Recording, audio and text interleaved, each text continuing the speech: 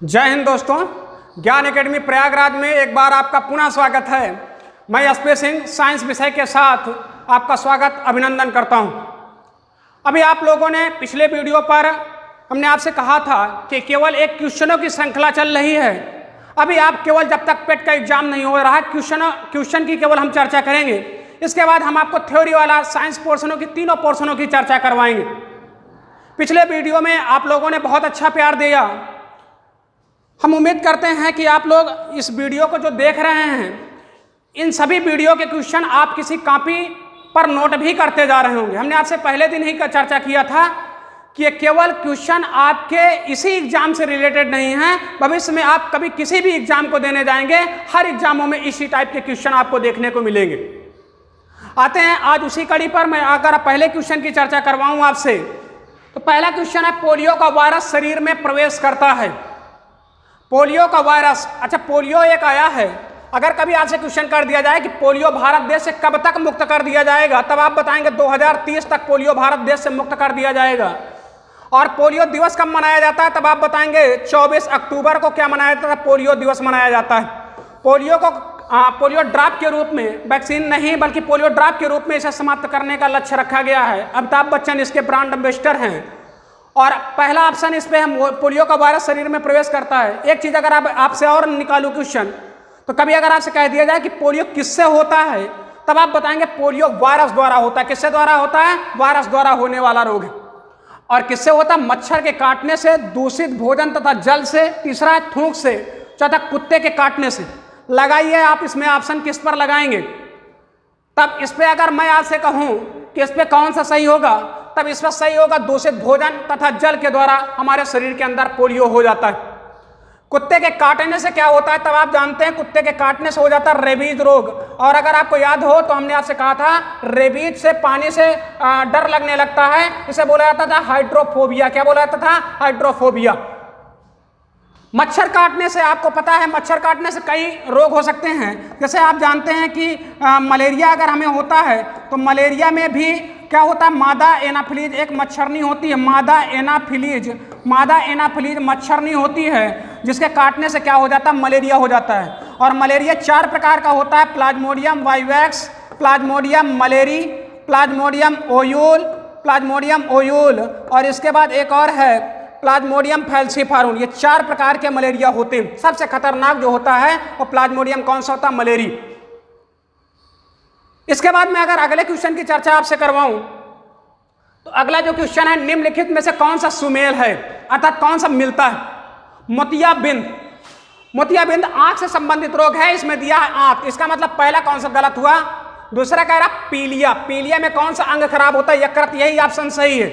तीसरा टाइफाइड में आंख खराब होती है। निमोनिया में आप जानते हैं व्यक्ति के शरीर की स्किन वगैरह में छाले पड़ना जारी हो जाते हैं, फफोले निकल आते हैं, व्यक्ति को भूख नहीं लगती है। अगर मैं इस पर चर्चा आपसे करूं पीलिया में, तो पीलिया कहां से हो जाती है? आपको पता है कि हमारे शरीर के अंदर जो सबसे ग्रंथि पाई जाती है, लीवर पाई जाती है। लीवर से बनता है पित्त। क्या बनता है? पित्त। और पित्त में 2 वर्णक पाए जाते हैं, एक का नाम होता है बिलीरुबिन और दूसरे का नाम होता है बिलीवर्डिन। बिलीरुबिन और दूसरे का नाम होता है बिलीवर्डिन। ये 2 वर्णक होते हैं और ये दोनों येलो रंग के वर्णक हैं। अगर इनकी मात्रा हमारे शरीर के अंदर एकत्रित होने लगी, तो व्यक्ति को कौन सा रोग हो जाता है? जॉन्डिस या पीलिया नामक रोग हो जाता है। टाइफाइड की जांच को हमने आपसे बताया था। टाइफाइड की जांच को क्या बोला जाता था? तब आप लोगों ने बताया था बिडाल टेस्ट। क्या बताया था? Widal test. अगर अगले क्वेश्चन की मैं चर्चा करवाऊं, तो अगला क्वेश्चन है, प्रोटीन एवं वसा की प्रचुरता है। बहुत अच्छा क्वेश्चन है, प्रोटीन एवं वसा।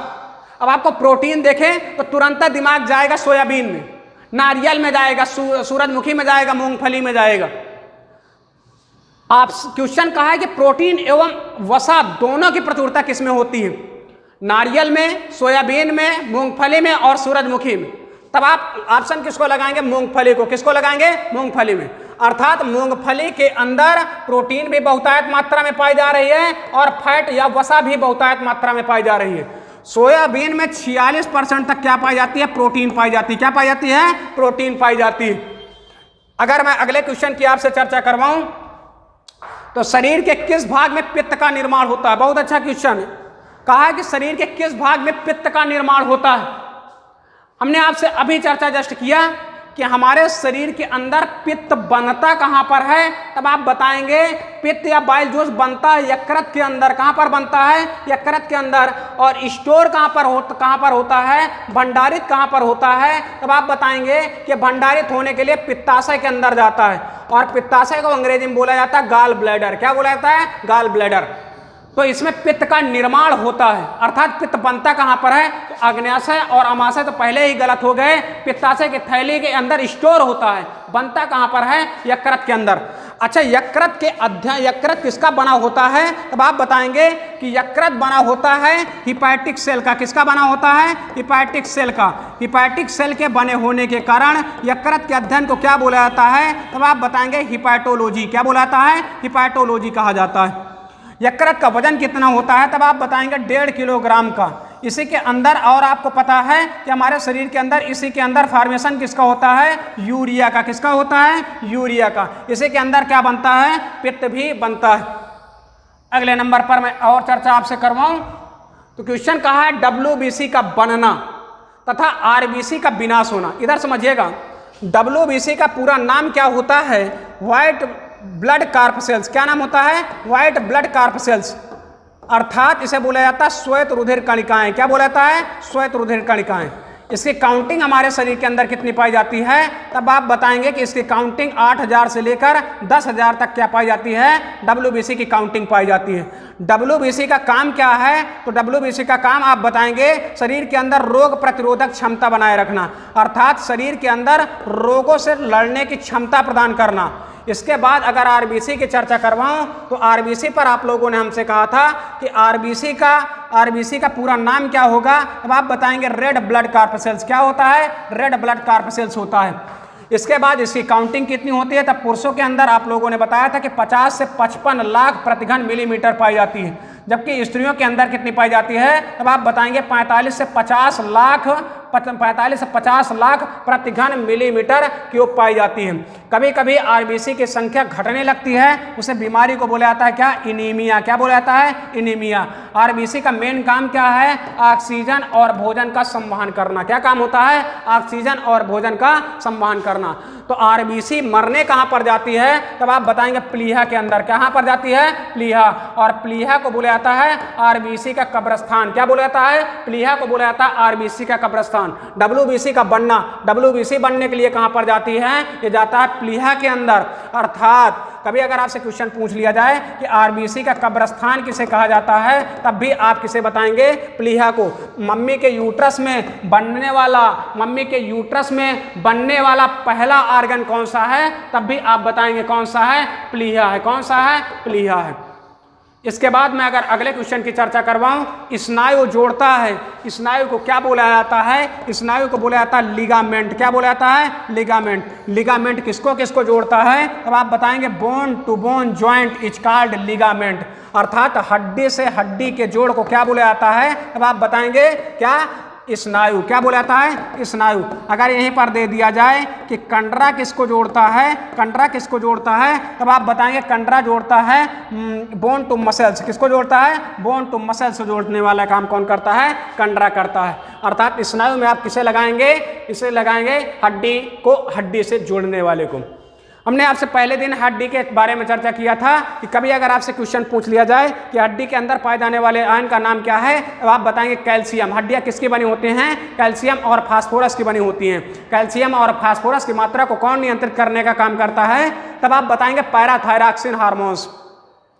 कौन करता है? पैराथायरॉक्सिन नामक हार्मोन्स करता है। टोटल व्यक्ति के शरीर के अंदर हड्डियों की संख्या कितनी पाई जाती है? 206 हड्डियां पाई जाती हैं। मूवेबल हड्डी कौन सी है? आप बताएंगे मैंडिबल्स। कौन सी है? मैंडिबल्स। सबसे लंबी हड्डी कौन सी है? तब आप बताएंगे फीमर। सबसे छोटी हड्डी कौन सी है? स्टेपीज। कौन सी है? स्टेपीज नामक हड्डी पाई जाती है। कभी अगर आपसे पूछ लिया जाए कि रेडियस और अल्ना नामक हड्डी कहाँ पर पाई जाती है, आप बताएंगे हाथ में। कहाँ पर पाई जाती है? हाथ में। कभी अगर आपसे कह दिया जाए कि टिबिया और फिबुला कहाँ पर पाई जाती है, आप बताएंगे टांग में। कहां पर पाई जाती है? टांग में। अगर कभी कह दिया जाए कि जो 12 जोड़ी रिब्स या पसलियां आती हैं, इनको बीच से जो हड्डी जुड़ी रहती है उसका नाम क्या है? तब आप बताएंगे स्टर्नम। क्या नाम होता है? स्टर्नम नामक हड्डी उसे जोड़ने का काम करती है। इस वाली हड्डी का नाम क्या है? तब आप बताएंगे कॉलर बोन। इसी का नाम होता है क्लेविकल। इसी का नाम होता है ब्यूटी बोन। क्या नाम होता है? Beauty bone.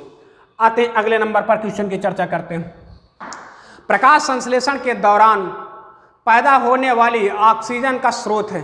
प्रकाश संश्लेषण के दौरान पैदा होने वाली ऑक्सीजन का स्रोत है। इधर देखिएगा, आप जानते हैं कि जब भी प्रकाश संश्लेषण की रिएक्शन होती है, मृदा द्वारा जल लिया जाता है, वातावरण से कार्बन डाइऑक्साइड लिया जाता है, प्लस सनलाइट अर्थात सूर्य के प्रकाश की उपस्थिति में पत्तियों पर पाया जाता है पर्णहरिम। क्या पाया जाता है? पर्णहरिम। इसके बाद ये अपने लिए भोजन बनाते हैं और हमारे लिए क्या देते हैं? ऑक्सीजन गैस देते हैं। बदले में कुछ जल क्या होता है? वाष्पोत्सर्जित होती है। क्वेश्चन यहाँ पर दे दिया गया है कि प्रकाश संश्लेषण के दौरान पैदा होने वाली ऑक्सीजन का स्रोत क्या है, कि ऑक्सीजन किससे बनी होगी? कार्बन डाइऑक्साइड से बनती है, कि जल से बनती है, कि क्लोरोफिल, या इसी का नाम होता है क्या? पर्णहरिम। क्या नाम होता है? क्लोरोफिल या पर्णहरिम की बनता है सनलाइट में। तब आप इस पर ऑप्शन लगाएंगे, किसके द्वारा बनता है? जल के द्वारा बनती है। क्या? जल के द्वारा बनती है। कौन से? Oxygen gas. कौन सी गैस बनती है? ऑक्सीजन गैस बनती है।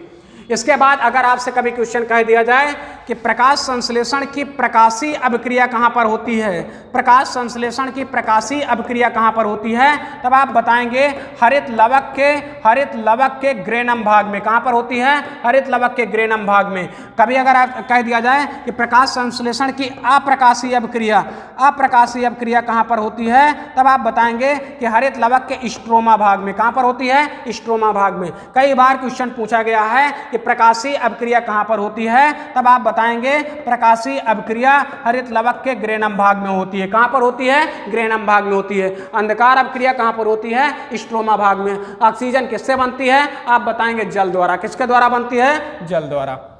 इसके बाद अगले क्वेश्चन की बात करें, फलों में अधिकतर कौन सी शर्करा पाई जाती है? बहुत अच्छा क्वेश्चन है।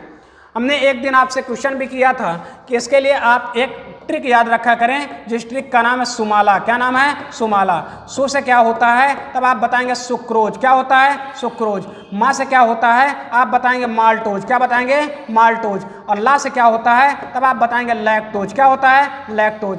अर्थात सुक्रोज किस में पाई जाती है? तब आप बताएंगे गन्ना में। किस में पाई जाती है? गन्ना में। अगर कह दिया जाए माल्टोज किस में पाई जाती है, तब आप बताएंगे फलों में। किस में पाई जाती है? फलों में। और ये माल्टोज किस में टूटता है, तब आप बताएंगे ग्लूकोज प्लस फ्रक्टोज में। किस में टूटता है? ग्लूकोज प्लस फ्रक्टोज में टूटता है। क्वेश्चन दिया है कि फलों में अधिकतर कौन सी शर्करा पाई जाती है, तब आप बताएंगे फ्रक्टोज। कौन सी शर्करा पाई जाती है? फ्रक्टोज नामक शर्करा पाई जाती है। लैक्टोज शर्करा किस में पाई जाती है? आप बताएंगे दूध में। किस में पाई जाती है? दूध में। दूध में कौन सी प्रोटीन उपस्थित रहती है? आप बताएंगे केसीन प्रोटीन उपस्थित रहती है।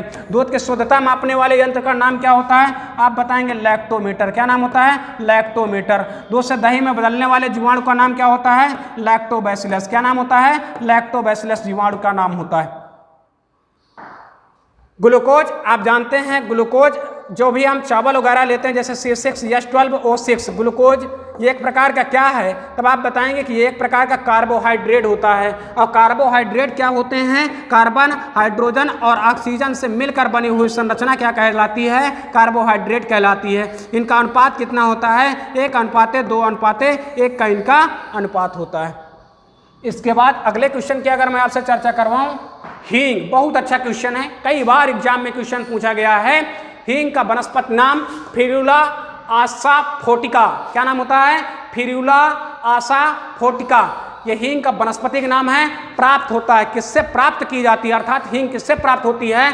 तने द्वारा, जड़ द्वारा, पत्तियों द्वारा और पुष्प द्वारा। तब लगाएंगे कि हींग किसके द्वारा प्राप्त की जाती है? आप लगाएंगे जड़ों द्वारा। किससे प्राप्त की जाती है? जड़ द्वारा प्राप्त की जाती है। अगर आपको याद आ रहा हो तो हमने जड़ वाले पर बताया था कि जड़ द्वारा जल का अवशोषण किया जाता है और इसको कौन सा ऊतक पहुंचाने का काम करता है? तब आप बताएंगे कि इसको पहुंचाने का काम करता है जाइलम ऊतक। कौन करता है? जाइलम ऊतक करता है। तने और पत्तियों तक, पत्तियों पर क्या पाया जाता है? आप बताएंगे पर्णहरिम या क्लोरोफिल पाया जाता है। तने पर भोजन जो भी बनता है तने पर भी पहुंचता है। पुष्प क्या होता है? पुष्प के अंदर परागकण वगैरह चिपके रहते हैं, इससे आगे परागण की क्रिया होती है। अगला क्वेश्चन दिया, कौन सा नाइट्रोजनी क्षार डीएनए में होता है परंतु नहीं, आरएनए में होता है परंतु डीएनए में नहीं होता? बहुत अच्छा क्वेश्चन है। अगर मैं आपसे चर्चा करूं तो पहले क्वेश्चन तो आप याद रखेंगे, डीएनए का पूरा नाम क्या होता है, तब बताएंगे राइबो न्यूक्लिक एसिड। डीएनए की संरचना कैसी होती है, तब आप बताएंगे सिंगल स्टैंडर्ड। कैसी होती है? Single standard. इसके बाद क्या होता है कि आप जानते हैं कि आरएनए के निर्माण के लिए 3 अवयव भाग लेते हैं। एक तो नाइट्रोजनी क्षार भाग लेता है, दूसरा शुगर भाग लेती है, तीसरा फास्फेट भाग लेता है। अगर नाइट्रोजनी क्षारक की बात करूं तो इसमें नाइट्रोजनी क्षारक कौन कौन से भाग लेते हैं? इसमें नाइट्रोजनी क्षारक भाग लेते हैं एडेनिन, ग्वानिन, साइटोसिन और यूरेसिल। कौन कौन से भाग लेते हैं? एडेनिन, ग्वानिन, साइटोसिन और यूरेसिल। आरएनए में पाई जाने वाली शर्करा कौन सी है? तब आप बताएंगे राइबोस शर्करा। कौन सी शर्करा पाई जाती है? राइबोस शर्करा पाई जाती है। इसी तरीके से अगर मैं आपसे डीएनए की बात करूं तो डीएनए भी 3 ही अवयव से मिलकर बना होता है। एक का नाम होता है नाइट्रोजनी क्षार, दूसरे का नाम क्या होता है आप बताएंगे शुगर, और तीसरे का नाम क्या होता है आप बताएंगे फास्फेट। क्या नाम होता है? फास्फेट नाम होता है। नाइट्रोजनी क्षारक कौन कौन से इस पे पाए जाते हैं तब आप बताएंगे एडेनिन, ग्वानिन, साइटोसिन और कौन सा पाया जाता है? थाइमिन। डीएनए की संरचना कैसी होती है आप बताएंगे? डीएनए की संरचना द्विकुंडलीय होती है। डीएनए का मॉडल किसने दिया था तब आप बताएंगे कि डीएनए का मॉडल देने वाले वैज्ञानिक का नाम था वाटसन और क्रिक। क्या नाम था? वाटसन और क्रिक नामक वैज्ञानिक ने डीएनए का मॉडल दिया था। और डीएनए कितने प्रकार के होते हैं तब आप बताएंगे कि डीएनए मुख्य रूप से 5 प्रकार के होते हैं। और ये 5 प्रकार के डीएनए कौन कौन से हैं? ए, बी, सी, डी और जेड डीएनए। नॉर्मल जो पढ़ा जाने वाला डीएनए है वो कौन सा डीएनए है तब आप बताएंगे बी डीएनए। डीएनए का व्यास कितना होता है आप बताएंगे 20 एंगस्ट्रॉम का। डीएनए के एक कुंडल से दूसरे कुंडल तक के बीच की दूरी कितनी होती है आप बताएंगे 34 एंगस्ट्रॉम की। कितनी होती है? 34 एंगस्ट्रॉम की। क्वेश्चन का है कौन सा नाइट्रोजनी क्षारक आरएनए में होता है परंतु डीएनए में नहीं होता? तो आरएनए में आप यहाँ देख रहे हैं यूरेसिल है, लेकिन इसमें यूरेसिल नहीं है। तो इसमें कौन सा ऑप्शन सही होगा? यूरेसिल। कौन सा ऑप्शन सही होगा? यूरेसिल। तो आज आपने 10 क्वेश्चन देखा।